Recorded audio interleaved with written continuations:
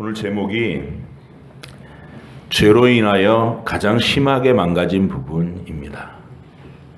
어디가 그렇게 심각하게 망가졌다는 것일까요?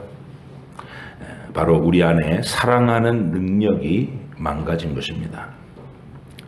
하나님은 이타적인 존재이시고 사랑의 존재이시고 자신 안에 관계를 맺고 영원한 관계를 맺으시고 각각의 위격이 자아를 부풀려서 다른 위격을 지배하려는 그런 욕구를 가지고 계신 분이 아닙니다. 성부와 성자와 성령 사이에 영원한 이타적 사랑의 교류가 그 본질로서 충만하신 분이 우리 하나님이십니다. 그래서 하나님은 사랑이시라 이렇게 얘기하시는 거예요. 아버지는 아들과 성령을 지배하고 군림하지 않으시고 아들과 성령에게 성부로서 가진 모든 권위와 능력과 영광을 아낌없이 공유하십니다. 아들은 아버지와 동등되고 평등하시지만 그 동등과 평등을 주장하지 않으시고 영원히 복종하시는 아들로서의 생각과 말과 행동을 가지고 계십니다. 신적 영광을 비울 것을 명하셔도 순종해서 인간이 되시고 가난하고 비천한 신분으로 이 땅에서 살아가게 하셨어도 조금의 불평이나 원망 없이 그 가난과 궁핍 속에서도 하나님의 뜻대로 사는 가장 영광스러운 모범을 율법을 완전하게 지키시면서 보여주셨습니다. 그게 성자예요. 그리고 인간들을 위해서 희생 제물이 되어 그들을 용서하실 근거를 마련하라는 아버지의 명령에 따라서 죽기까지 복종해서 십자가를 지신 분이 성자 하나님이십니다. 성령 하나님은 성부와 성자와 동일한 능력과 권세를 가지셨지만 자신을 드러내시는 영이 아닙니다. 영원토록 성부와 성자의 영광만을 드러내시면서 스스로는 뒤에 계신 감추시는 겸손한 영이십니다. 그 삼위격의 성품 속에 이타적 사랑을 철저하고 충만하게 가지고 계신 분, 그분이 성경을 통해서 우리가 계시받고 믿고 따르고 의지하게 된 영원하신 삼위일체 하나님이십니다. 하나님은 사랑이십니다. 그 하나님께서 인간을 지으실 때 바로 그 사랑의 형상을 가지고 우리를 창조하셨습니다. 아담을 지으시고 그에게 최초의 타인을 만나게 하실 때 다름 아닌 자신의 몸에서 재료를 취해 만드신 여자를 그에게 데리고 오심으로써 군림하려는 자아가 아닌 하나님의 사랑을 받아 끊임없이 자기 속에서 사랑이 샘솟아 넘치게 하고 끊임없이 이웃에게로 흘러가도록 하는 바로 사랑의 존재로서 하나님을 닮은 형상의 인간이었습니다. 그런데 아담이 마귀의 거짓말을 받아들여서 그런 은혜로우신 하나님의 통치를 거절하고 마치 자신이 하나님과 같이 되는 것처럼 선과 악을 스스로 결정하면서 살겠다고 죄를 받아들였을 때 그 즉시 사라져버린 것이 하나님을 닮은 철저한 이타적인 사랑이 훼손돼 버리는 겁니다. 사랑하는 능력이 사라지고 그 대신 거기에 철저한 이기적인 욕망이 자리 잡게 된 것입니다. 모든 책임을 타인에게로 돌리고 타인은 자기의 어떤 욕구 충족을 위한 대상으로만 보려고 하는 이 죄성이 우리의 본질이 돼버렸어요. 아담이 타락으로 인해서. 태어나면서부터 이제 그 모습으로 태어나는 겁니다. 창세기 3장 11절로 12절에 이르시되 누가 너의 벗었음을 내게 알렸느냐? 내가 내게 먹지 말라 명한 그 나무 열매를 네가 먹었느냐? 아담이 이르되 하나님이 주셔서 나와 함께 있게 하신 여자 그가 그 나무 열매를 내게 주므로 내가 먹었나이다. 죄악의 길을 선택한 이유를 하나님이 물으시자 아담이 했던 대답입니다. 제가 잘못했습니다. 모든 책임은 제게 있습니다. 이렇게 말하지 못해요. 그는 하나님이 주신 여자가 나한테 선악과를 주어서 먹었다라고 말을 합니다. 하나님 탓, 여자 탓으로 책임을 모면하려는 그 첫 멘트가 아담이 선악과를 먹고 어느 부분이 치명적으로 망가졌는지를 보여주는 여실한 증거가 됐습니다. 죄로 인해서 망가지고 부패됐다는 것은 그런 모습이, 이 사랑의 모습이 아주 사라졌다는 것은 아닙니다. 여전히 우리 안에 하나님의 형상으로서 들어있는 내용인데 그것이 초점이 흐려지고 방향이 틀어졌다는 의미죠. 이타적 사랑의 능력은 죄의 본성 이전에 하나님의 형상으로 새겨진 우리의 깊은 본능처럼 새겨져 있는 능력입니다. 그런데 그 이타적인 사랑조차도 하나님이 원하시는 이타적인 내용이 아닌 이기적인 방향으로 사용하게 됐다는 것이 우리의 망가진 모습이라는 겁니다. 이게 무슨 말이냐면 하나님께서 최초에 지으신 이타적 사랑의 흔적이 여러분과 제가 경험하는 가장 강력하게 현재로 남아있는 게 모성애입니다. 누구에게나 들어있는. 이 세상의 모든 어머니들은 바로 하나님께로부터 나온 하나님표 사랑인 모성애를 강력하게 경험합니다. 자녀를 낳아서 기르는 인간 어머니에게도 이 본성을 주셨고 동일한 하나님이 창조하셨기 때문에 새끼를 낳아 길러야 하는 동물들의 어미에게도 이 본성을 주셨습니다. 얼룩말 애미가 새끼를 옆에 두고 있으면 사자한테 도망간 거 버텨요. 모성애입니다. 두려움을, 공포를 이기는. 뼛속까지 철저히 이기적인 존재가 된 인간에게서 마치 하늘로부터 서광이 비치듯이 이타적인 모습이 찬란하게 나타날 때가 언제냐? 아기를 낳고 품에 안았을 때 그 어머니 아버지의 모습입니다. 그냥 흘러가는 거예요, 사랑이.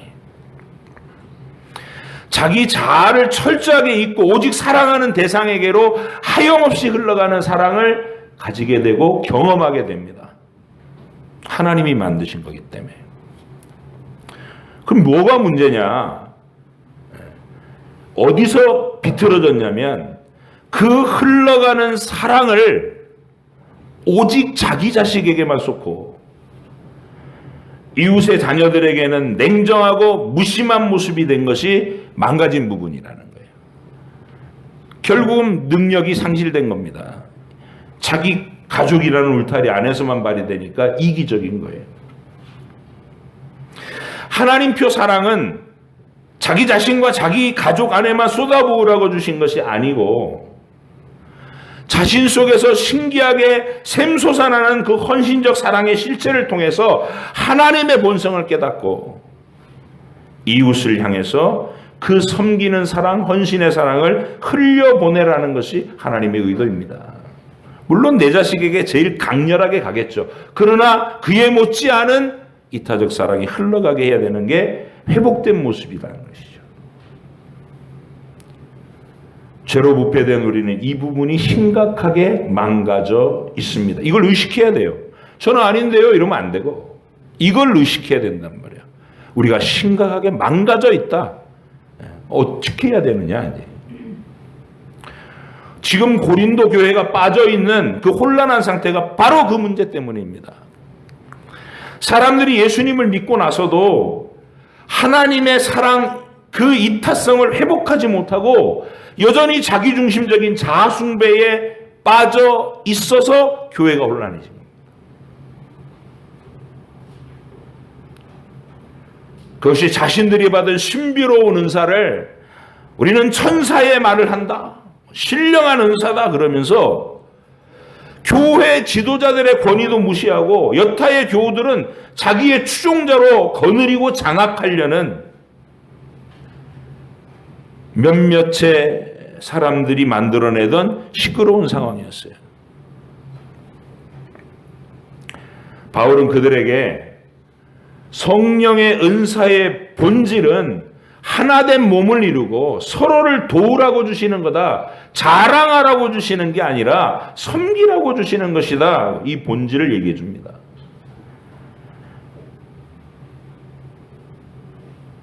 그렇게 차근차근 설명해 준 다음에 오늘 우리가 사랑장이라고 부르는 고린도전서 13장의 이 내용들을 말하기 시작합니다. 바울이 이 얘기를 왜 꺼내는지에 대해서는 바로 앞장인 12장 마지막 부분에서 밝히고 있어요. 한번 그 부분을 다시 보실게요. 12장 27절로 31절 같이 읽겠습니다. 시작. 너희는 그리스도의 몸이요 지체의 각 부분이라.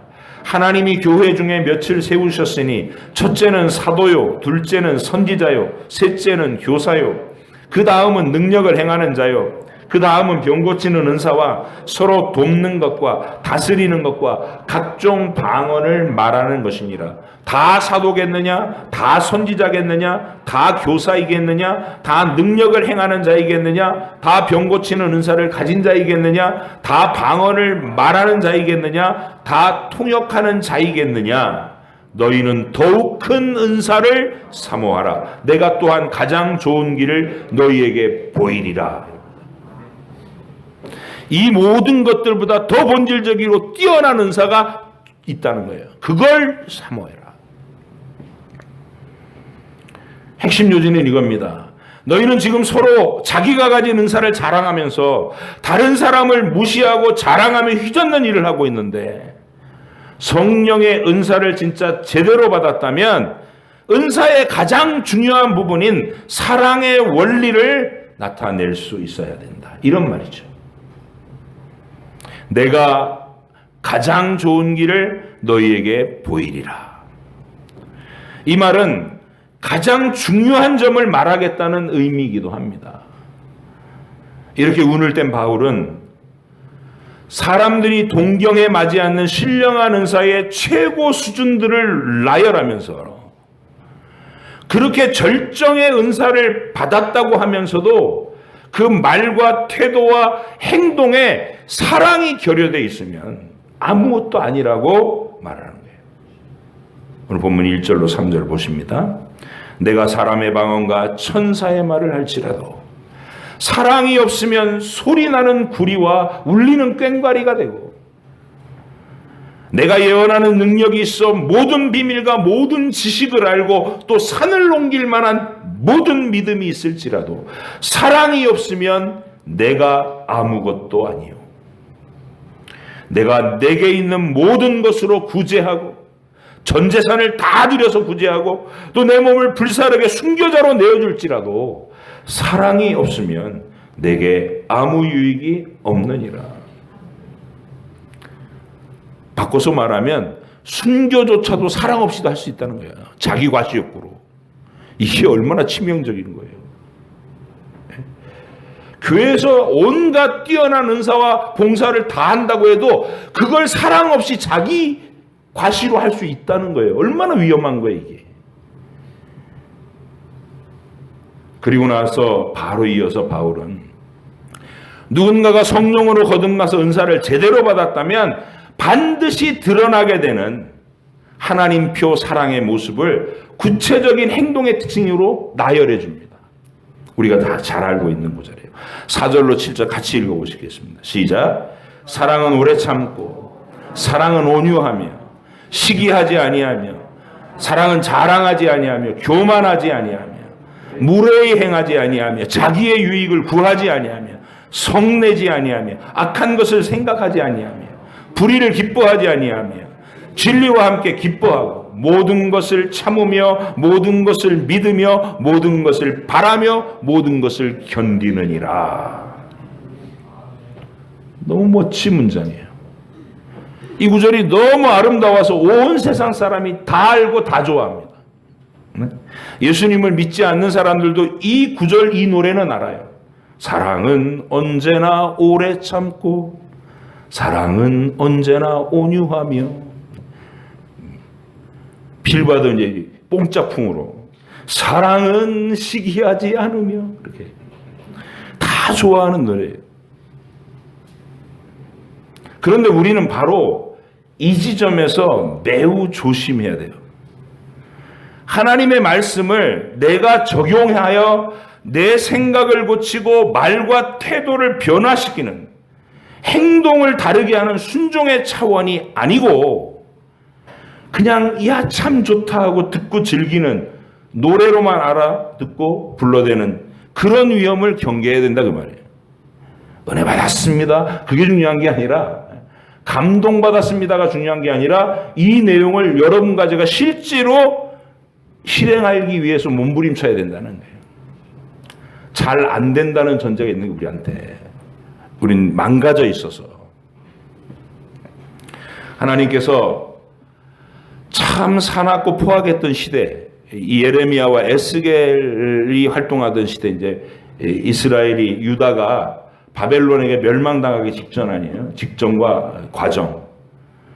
그 에스겔 선지자를 보내가지고 그들의 죄악을 지적하며 회개하고 돌아오라고 간절하게 설교하고 있는데 그때 그 백성들이 에스겔의 설교를 그런 식으로 들었다는 거예요. 좋은 예쁜 노래 듣듯이. 에스겔서 33장 30절로 33절에 하나님이 이렇게 토로하십니다. 인자야, 내 민족이 담 곁에서와 집 문에서 너에 대하여 말하며 각각 그 형제와 더불어 말하여 이르기를 가서 여호와께로부터 무슨 말씀이 나오는가 들어보자 하고. 평소에 에스겔 선지자 얘기를 한다는 거예요. 야, 에스겔 목사님이 이번 주에 무슨 설교를 할까? 야, 설교 잘하더라. 이런 얘기를 한다는 거예요. 백성이 모이는 것 같이 내게 나오며 내 백성처럼 내 앞에 앉아서 내 말을 들으나 경청해서 듣는다는 게 졸지도 않고 아멘 그러면서 듣는데 그대로 행하지 아니하니 이는 그 입으로는 사랑을 나타내어도 마음으로는 이익을 따름이라. 이야, 감동받는 현장에서도 죄성이 있어요. 32절 그들은 네가 고운 음성으로 사랑의 노래를 하며 음악을 잘하는 자같이 여겼나니 네 말을 듣고도 행하지 아니하거니와 그 말이 응하리니 응할 때에는 그들이 한 선지자가 자기 가운데 있었음을 알리라. 듣고 돌이키고 회개해야 사는데 너희가 돌이키지 않으면 바벨론에 짓밟힐 것이고 불탈 것이고 죽임을 당할 것이고 끌려갈 것이다. 그렇게 외쳤는데 이야 설교 잘한다 이러고 있다가 마침내 그날이 임하더라고요. 하나님의 말씀은 듣고 즐기는 것이 아니고 순종하고 실천하기 위해서 몸부림치어야 되는 것입니다. 사실 사랑의 본질이 오래 참고 온유하고 시기하지 않고 자랑하지 않고 교만하지 않고 무례히 행하지 않고 자기 유익을 구하지 않고 성내지 않고 악한 것을 생각하지 않고 불의를 기뻐하지 않고 진리와 함께 기뻐하고 모든 것을 참고 믿고 바라고 견디는 것이라는 이 사실은 우리 안에 다 가지고 있어요. 멀리 있는 게 아니고 다 기본적으로 있어요. 여러분이 여러분 자녀들한테 가지는 다 이 사랑을 가지고 있어요. 그냥 아낌없이 주고 싶은 마음이 흘러가죠. 자녀들이 잘할 때는 한없이 기뻐하고 축복하고 싶고 잘못하고 있을 때는 뼈가 썩는 것 같이 아프면서도 참아주고 기다리고 소망과 기대를 잃지 않고 남들은 다 얘 틀렸어 이렇게 말을 해도 어머니와 아버지만큼은 그래도 정신 차릴 날이 있을 것이라는 간절한 기대를 끊지 않잖아요. 그게 사랑이에요. 바울이 묘사하고 있는 오래 참고 온유하고 쉽게 그대로 부모의 사랑에 속여져 여러분이 하고 있는 거고 온 세상 사람들도 가지고 있는 것이다. 그런데 이웃을 향해서는 그걸 안 한다는 거예요. 이 문제죠. 교회 안에 와서 자기 가족이 아닌 다른 성도들에게 이걸 안 한다는 거예요. 곱지 않게 보고 못하는 일들을 들추어 비방하고 싹이 노랗다느니 못 배워서 저 모양이라는 차갑고 냉정하게 평가하면서 미워하거나 무관심해지는 모습이 되기 쉽다는 겁니다. 누군가가 특정인이 이렇게 하고 있다 이 얘기를 하는 게 아니라 우리 모두가 그러기 쉽다는 거예요. 그래서 이 말씀이 중요한 거예요. 우리가 성령으로 거듭나서 예수님을 믿고 성령님의 각양 은사를 받은 사람이 분명하다면 이 부분을 하나님 앞에서 진심으로 회개하고 문제의 심각성을 깨달아서 의식적으로 내 자식이 아닌 다른 사람에게도 따뜻하게 말하고 진심으로 안타까워하면서 오래 참고 기다려줄 수 있는 사랑을 흘려보내기 위해 애써야 한다는 것입니다. 그들도 하나님의 긍휼과 용서와 기다려주심 속에서 믿음이 잘 성장하고 복된 사람들로 변화되기를 진심으로 축복해주는 마음이 항상 우리 속에 흐트러지지 않도록 내가 꽉 잡아야 된다는 거야. 마치 깃대를 잡고 쓰러지지 않게 세우는 것처럼. 우리는 바울이 이 말을 할 때 마치 바울 자신은 사랑의 화신이 되어 뭐든지 오래 참고 온유하고 기뻐하면서 모든 걸 참고 믿고 바라고 견디는 사람이 돼갖고 야 너희는 언제 이 모습이 될래? 이렇게 가르치는 게 아니라는 것을 아셔야 돼요. 고린도전서 13장은 그런 위치에서 바울이 얘기하고 있는 게 아닙니다. 결단코 아닙니다. 사실 바울 자신도 자신이 말하는 이 사랑의 내용이 자신 속에서 늘 쉽게 잊혀지고 사랑 대신 살았고 냉정한 심판을 하려는 성향 때문에 항상 고민하고 살았던 사람입니다. 어디서 그 흔적을 명확히 보냐? 로마서 7장이 그걸 얘기하고 있는 거예요. 선을 행하고 싶은 욕망은 내 속에 있으나 선을 행하는 능력은 여전히 결여돼서 항상 죄 아래로 굴러떨어진다는 거야. 바울도 자신이 말하고 있는 사랑의 특징이 제일 심하게 훼손된 부분이라는 걸 자신 속에서 절실하게 느끼는 겁니다. 그는 누구보다도 비판과 정죄로 이웃을 대하던 인물입니다. 유대교에 빠져서 예수 믿는 사람들을 잡아서 가두고 죽이는 일에 앞장섰던 사람이에요. 고린도 교회는 2차 전도 여행 끝 무렵에 세워진 교회입니다. 그리고 3차 전도 여행 첫 사역지였던 에베소에 머물 때 고린도 교회에서 문제가 터져갖고 바울이 마음고생하고 있는 거예요. 그런데 그 고린도 교회가 세워졌던 2차 전도 여행의 출발 시간에 무슨 일이 있었죠? 첫 번째 여행에 동행했던 마가 요한이, 바나바의 조카인 마가 요한이 중간에 무책임하게 돌아간 일을 바울이 참지를 못하고 그를 선교팀에서 제외시키겠다고 냉정하게 고집을 부렸어요. 그 고집을 부린 끝에 바나바와 심하게 다투고 결별하기까지 했던 기억이 그에게 있는 겁니다. 2차 전도 여행의 시작 부분이었고 끝부분에 고린도 교회가 세워진 거예요. 그리고 3차 전도 여행이 시작할 때 그 고린도 교회에서 문제가 터진 겁니다. 그러니까 여러분 바울이 이 편지를 쓸 때 얼마나 자신이 생각났겠어요. 아, 내가 그렇게 냉정했구나. 나는 천사가 됐는데 너희는 언제 올라올래? 이런 느낌이 아니라 함께 이 죄성에 대해서 아파하면서 쓰고 있는 거예요. 오래 참고 온유하고 바라고 믿고 참아내고 견디는 사랑은 바울 자신에게도 어려운 일이었다 그 말이죠. 바울은 그렇게 시작했던 2차 전도 여행에 세웠던 고린도 교회가 서로 막 자기를 내세우며 서로 용서하지 못하고 사납게 다투는 현장을 바라보면서 속으로 많이 회개했을 겁니다. 그러니까 그 선동자들이 그렇게 인간적인 모멸감을 줘도 그 교회를 등 돌리고 돌아서지 못하고 붙들고 운 거예요. 자기도 그랬으니까. 우리도 꽃 같은 마음으로 이 권면을 받아야 할 것입니다. 내 자식에게 따뜻하면 이웃의 자녀에게도 따뜻한 마음을 가지시고, 내 자식들을 야단칠 때에도 애끓는 기대와 소망의 기대를 갖는 것처럼 이웃 자녀들도 더욱 친절함. 이웃 자녀는 더 해야죠. 내 아이는 달래줄 기회가 훨씬 많지만 이웃의 아이에게 내가 냉정하게 말을 하면 그 아이의 상처난 마음 어루만질 기회는 없잖아요. 그냥 상처로 남는 거지. 그래서 더 주의를 기울여서 따뜻하게 자상한 격려로 기대와 소망을 표현하는 연습을 부지런히 하셔야 한다 그 말입니다.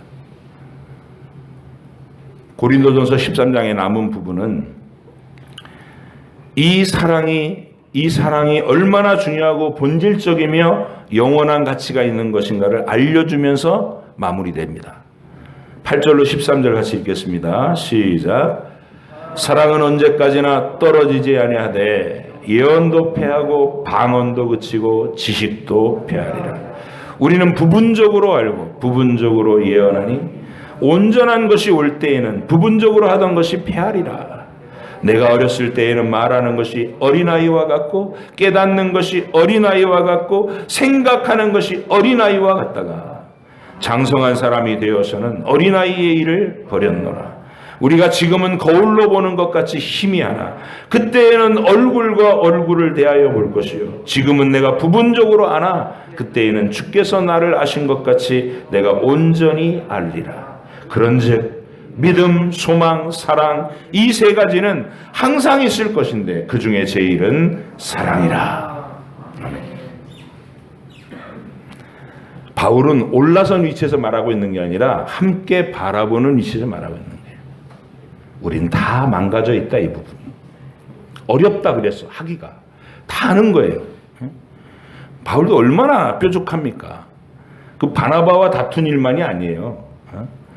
베드로가 안디옥 교회에 와가지고 식사 자리에 있다가 이방인 성도들 식사 자리에 있다가 유대에서 할례 주장하는 사람들이 도착을 하니까 갑자기 좀 겁이 나고 슬쩍 도망갔거든요.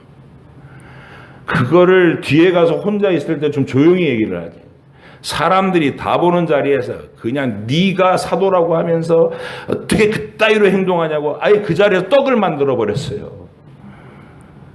그래서 베드로가 은혜 받은 사람 분명해요. 앙심 안 품고 바울을 끝까지 사도로 그가 쓴 편지들을 성경으로 인정하는 글을 베드로전서에 쓰잖아요. 후서에 쓰잖아요. 그런 겁니다. 바울도 안 되는 거예요, 잘. 그래서 우리는 전부 이 부분을 가지고 우리 모두의 문제라는 사실을 가지고 접근해야 돼요. 우리가 얼마나 버럭하기를 잘합니까? 같은 말을 해도 짜증으로 하고 버럭하는 걸로 하고 강하게 하고 날카롭게 하고 냉정하게 하기가 쉬워요. 왜? 아담에게서 그렇게 받았어요. 그래서 이걸 의식하셔야 돼요. 그래, 내가 먼저 왁 하고 나갈 때 이거 부드럽게 따뜻하게 만들어서 내보내야 되겠구나. 이 노력을 하셔야 됩니다. 이번 한 주간도 주의 명령을 다 함께 받아서 우리 서부중앙교회가 짜증과 고함이 난무하는 교회가 아니 되도록 우리 아담에게서 유전된 본성대로 그냥 내가 방치해 놓으면 언제나 고성이 일어나요. 고린도 교회처럼. 네, 저마다가 자아를 죽이려는 노력을 하고 이 명령에 복종해서 노래로 부르지 않고 사랑은 오래 참고 사랑은 온유하고 시기하지 않고 교만하지 않고 자랑하지 않고 이렇게 되뇌이면서 자기 자신을 채찍질해 나가면 하나님께서 기뻐하시는 모습을 이루고 살 수 있을 것이라 믿습니다. 2022년도 서부중앙교회가 이런 사랑의 모습이 충만해지기를 주의 이름으로 축복합니다.